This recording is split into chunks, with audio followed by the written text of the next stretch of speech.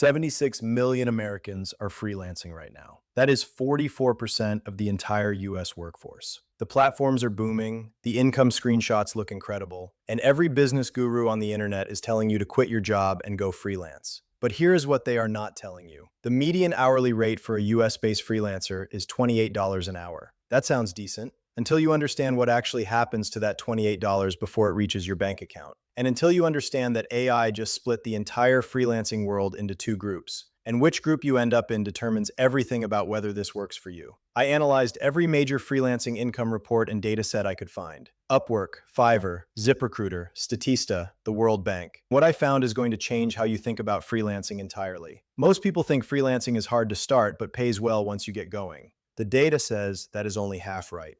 It is hard to start. But for most people, it never pays as well as they were told. Here's why that matters to you before we get into the numbers. If you are thinking about freelancing as a side hustle right now, or if you are already doing it and wondering why you are stuck, what you are about to hear is the reason. And it is not a motivation problem. It is a structural problem built into how freelancing platforms work and how AI is reshaping the entire market right now. The first thing everyone gets wrong about freelancing income is the platform math. And this alone is enough to completely change your strategy. When someone tells you freelancers earn $28 an hour on average, that is the gross rate. What actually hits your account is a different number. Here is what the platforms actually take from you. Fiverr takes 20% of every transaction. That is a flat rate, regardless of how much you earn or how long you have been on the platform. On a $100 project, Fiverr keeps $20 before you see a cent. Upwork introduced a variable fee structure in May 2025, ranging from 0 to 15%, depending on supply and demand for your skill at any given time. Freelancer.com charges 10%. You are losing 10 to 20% immediately off the top.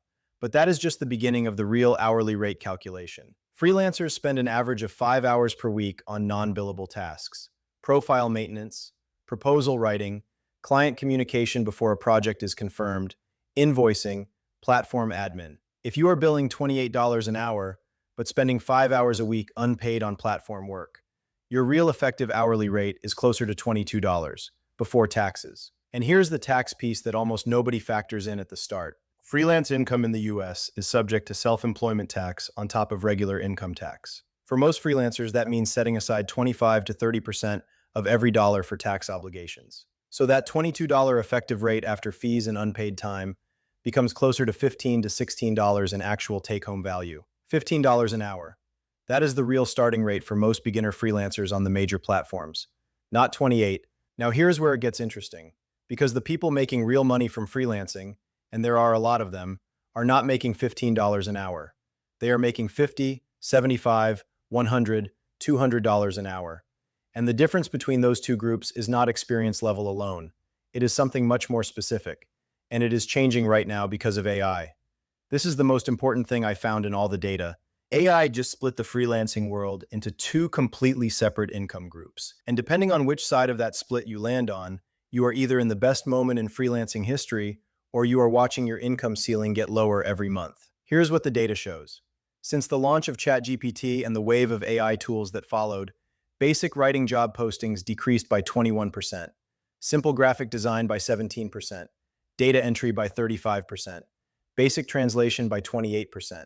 If your freelancing skill is something that a well-prompted AI can replicate, the market for that skill is actively shrinking. The clients who used to hire a junior copywriter for $500 a project are now doing it themselves in 20 minutes. But on the other side of that split, the numbers are extraordinary. AI content editing grew 180%, prompt engineering 240%, AI tool training for businesses 165%. Machine learning engineers are now charging between $100 and $200 an hour on major platforms. Prompt engineering, a field that barely existed 3 years ago, now averages $70 an hour, with specialists on Upwork commanding $100 to $300 per hour for complex projects. And here is the most important data point of all. According to Upwork's research, AI-enabled freelancers save 8 hours per week on average and earn 40% more per hour than traditional freelancers doing the same type of work. 40% more. Not because they have better skills necessarily, but because they are using AI to do the same quality of work in dramatically less time, which means they can take on more clients, bid lower, and still make more. The freelancers who are thriving in 2026 are not the ones who are competing with AI. They are the ones who are using AI as leverage. The freelancers who are struggling are the ones who are still selling their time for a skill that a well-trained language model can now replicate for $2. This is not a warning about the future. This is happening right now. And the gap between the two groups is widening every month.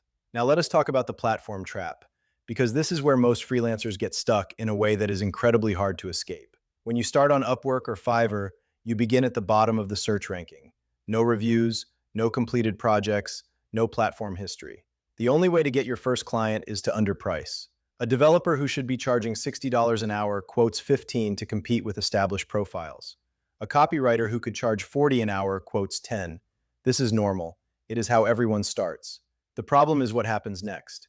Your first few clients find you specifically because you are cheap. They leave you reviews based on the value they got at that price point. Your profile gets optimized around that price point by the algorithm. And then when you try to raise your rates 6 months later, your conversion rate drops because your profile does not support the new price. You have trained both the platform and your client base to see you as a budget option. This is called the low rate trap, and it is one of the most documented patterns in freelancing. The platforms have no incentive to help you escape it. More completed low rate projects means more transactions, means more platform fees. The structure rewards volume at low rates over premium positioning. The freelancers who break out of this trap almost all do the same thing. They pick one high-value niche and become the most credible option in that specific niche on the platform, not the cheapest option across all niches. A copywriter who specializes exclusively in email sequences for SaaS companies can charge 3 to 4 times more than a generalist copywriter.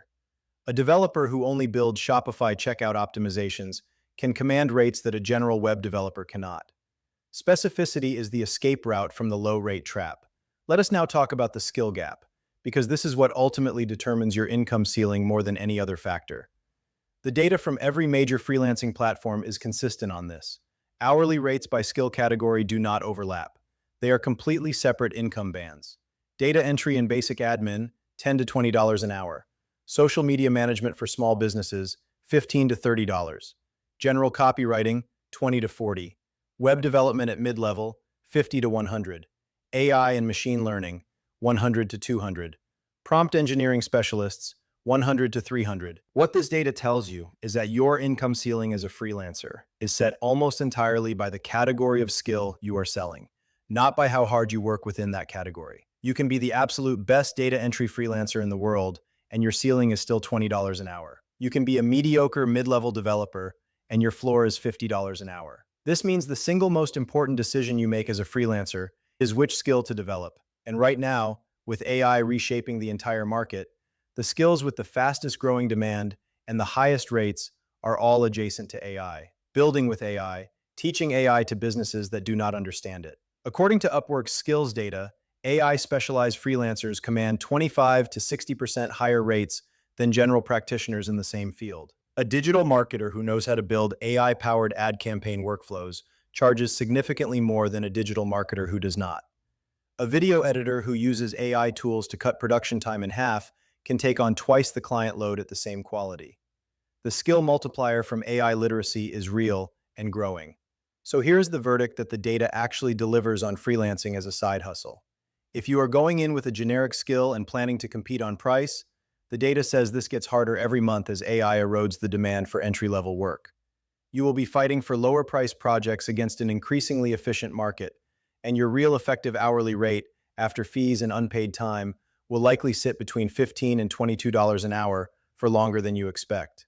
If you are willing to develop one, the data tells a completely different story. 76 to 78 million Americans are freelancing right now, and 45% of full-time freelancers report earning more than they did in their last salaried role. The income ceiling for specialized technical freelancers has never been higher, and AI is creating entirely new categories of work: prompt engineering, AI tool training, AI content editing, that did not exist 3 years ago and are currently dramatically underserved. The honest answer on whether freelancing is worth it as a side hustle in 2026 is this: it depends entirely on what you are selling. The platform math, the AI split, the low rate trap, and the skill gap all point to the same conclusion. Freelancing is not a side hustle. It is a side hustle where the initial skill selection determines almost everything about your outcome.